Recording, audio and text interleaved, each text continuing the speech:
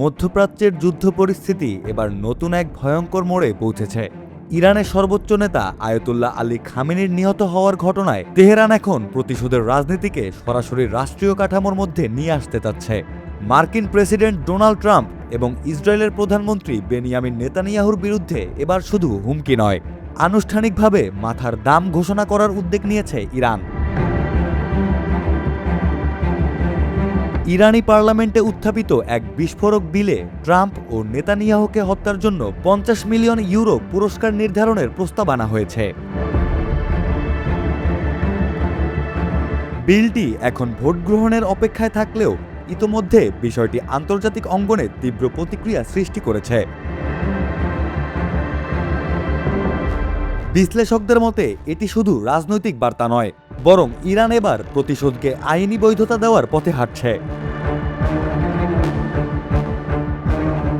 ইরানের জাতীয় নিরাপত্তা কমিশনের চেয়ারম্যান ইব্রাহিম আজিজি জানিয়েছেন, ইসলামী প্রজাতন্ত্রে সামরিক ও নিরাপত্তা বাহিনীর পারস্পরিক পদক্ষেপ শীর্ষক এই বিলের মাধ্যমে পুরস্কার প্রদানের পূর্ণ আইনি কাঠামো তৈরি করা হচ্ছে। অর্থাৎ পশ্চিমা নেতাদের বিরুদ্ধে এতদিন যেসব হুমকি রাজনৈতিক বক্তব্যের মধ্যে সীমাবদ্ধ ছিল, এবার তা সরাসরি সংসদীয় আইনের আওতায় আনার প্রস্তুতি নিচ্ছে তেহরান। ইরানের অভিযোগ আরও ভয়াবহ। দেশটির দাবি, গত ২৮ ফেব্রুয়ারির বিমান হামলায় খামেনির নিহত হওয়ার ঘটনায় সরাসরি জড়িত ছিল ট্রাম্প, নেতানিয়াহু এবং মার্কিন সেন্ট্রাল কমান্ডের অ্যাডমিরাল ব্র্যাড কুপার। জাতীয় নিরাপত্তা কমিশনের সদস্য মাহমুদ নাবাবিয়ান জানিয়েছেন, খুব দ্রুতই বিলটির ওপর ভোট অনুষ্ঠিত হতে পারে। ফলে বিশ্ব রাজনীতিতে এখন নতুন করে আতঙ্ক ছড়িয়ে পড়ছে। এই ঘটনার মধ্যেই ওয়াশিংটন ও তেল আবিবে সর্বোচ্চ সতর্কতা জারি করা হয়েছে। গোয়েন্দা সূত্রগুলোর আশঙ্কা, ইরান যে কোনো সময় আগাম হামলার পথে যেতে পারে। ইতোমধ্যে মধ্যপ্রাচ্যে মার্কিন সামরিক ঘাঁটি ও ইসরায়েলি স্থাপনাগুলোর নিরাপত্তা জোরদার করা হয়েছে। অন্যদিকে উত্তেজনার মাঝেই পাকিস্তানের মধ্যস্থতায় যুক্তরাষ্ট্র ও ইরানের মধ্যে সম্ভাব্য শান্তি আলোচনা চলছে বলে খবর পাওয়া গেছে।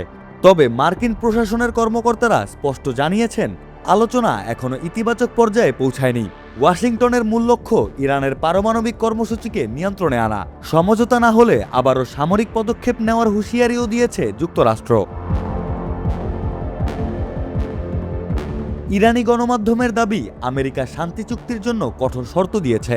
এর মধ্যে রয়েছে সমৃদ্ধ ইউরেনিয়াম হস্তান্তর, পারমাণবিক কার্যক্রম সীমিত করা এবং যুদ্ধ ক্ষতিপূরণ না দেওয়া। পাল্টা জবাবে ইরানও কঠিন অবস্থান নিয়েছে। তেহরানের দাবি, সব অর্থনৈতিক নিষেধাজ্ঞা প্রত্যাহার করতে হবে, লেবানন সহ আঞ্চলিক সংঘাত বন্ধ করতে হবে এবং হরমুজ প্রণালীতে ইরানের সার্বভৌমত্বের স্বীকৃতি দিতে হবে।